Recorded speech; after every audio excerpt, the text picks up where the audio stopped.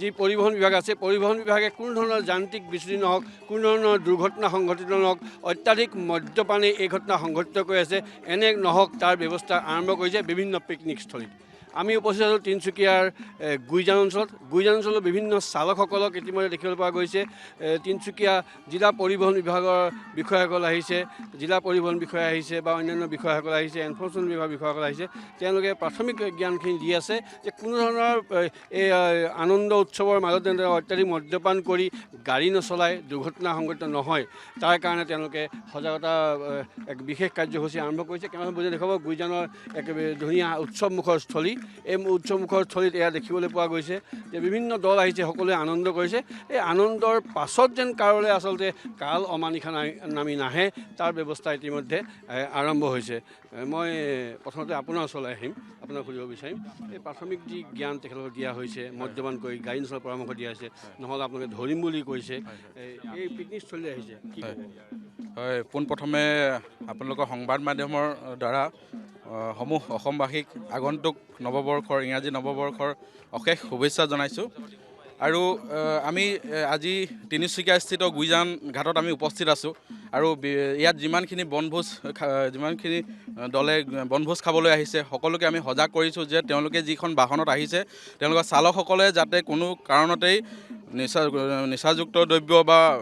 কোনো নিচা নকৰে আৰু আমাৰ এইটো বস্তু যদি আমি লিগেল কথাটো চাবলৈ যাওঁ এক্টৰ ফালৰ পৰা যদি চাওঁ আমাৰ ছেকশ্যন এটা আছে মটৰ ভেহিকেল এক্টত 185 বুলি এটা ছেকশ্যন আছে তাত আছে কি ড্ৰাইভ এণ্ড বাই ড্ৰাংকেন আৰু মানে under the influence of drug সেই ছেকশ্যনটো বুজায় আৰু ইয়াত মানে আমাৰ এটা কি আছে BSC বুলি এটা আছে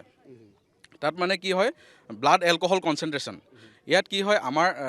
অল অভাৰ ইণ্ডিয়াতে হয় কিন্তু অসমত অকণমান সুকীয়া হয় কিছুমান বস্তু তথাপিতো প্ৰায় একেই যে আমাৰ যদি 100 মিলিগ্ৰাম ব্লাডত যদি 30 mg 100 ml ব্লাডত যদি 30 মিলিগ্ৰাম যদি মানে এলকহল ওলায় তেতিয়া আমি তেওঁ গাড়ীখন ডিটেইন কৰিম বা তেওঁক আমি ফাইন কৰা হ'ব আৰু ফাইনবিলাক এনেকুৱা ধৰণৰ হ'ব যে প্ৰথম যদি তেওঁ ভুল কাম কৰিছে সেই প্ৰথম ভুল কামটোৰ কাৰণে তেওঁক মানে আমি 6 মাহৰ আপ টু 6 মান্থছলৈকে জেইলো হ'ব পাৰে আৰু ফাইন যদি চাবলৈ যাওঁ এইটো 10,000 টকাৰ ঠিক আছে আকৌ সেইটো যদি উইদিন 3 ইয়াৰ্ছৰ ভিতৰত আকৌ যদি সেই ভুলটো আকৌ কৰিলে ড্ৰাইভাৰজনে আকৌ তেনেকৈ চলাইছে তেনেকৈ হ'লে আপ টু 2 ইয়াৰ্ছলৈকে জেইল হ'ব পাৰে আৰু 15,000লৈকে তেওঁৰ ফাইন হ'ব পাৰে সেয়ে কওঁ আৰু ফূৰ্তি কৰক সকলোৱে আমি এই সুখৰ বতৰত এই সুখৰ সময়ত যাতে এই অনাকাংক্ষিত কিছুমান বাতৰি নাহে আৰু আমি শুনি আছোঁ ইতিমধ্যে বাতৰি পেপাৰে এইবোৰ পায়ে থাকোঁ যে আমাৰ ৰিচেণ্টলি আমাৰ ইয়াত খুব মৰ্মাহত এটা কাহিনী হৈ গৈছে যে আমাৰ মাকুমৰ অঞ্চলত তো যাতে এইবিলাক নহওক সেয়ে অনুৰোধ কৰিম যে আমাক সকলোৱে ছাপোৰ্ট কৰক আৰু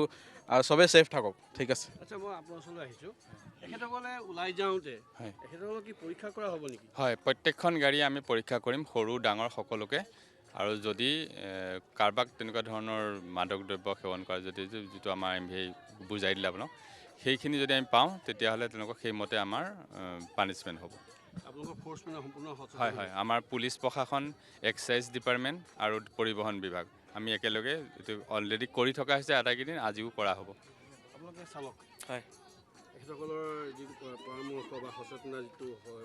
কাৰ্যসূচী গ্ৰহণ কৰিলে কি হবে আপোনালোকে এইটোতো চৰকাৰে যিটো মানে দায়িত্ব লৈছে সেইটো দায়িত্ব আমি পালন কৰিব লাগিব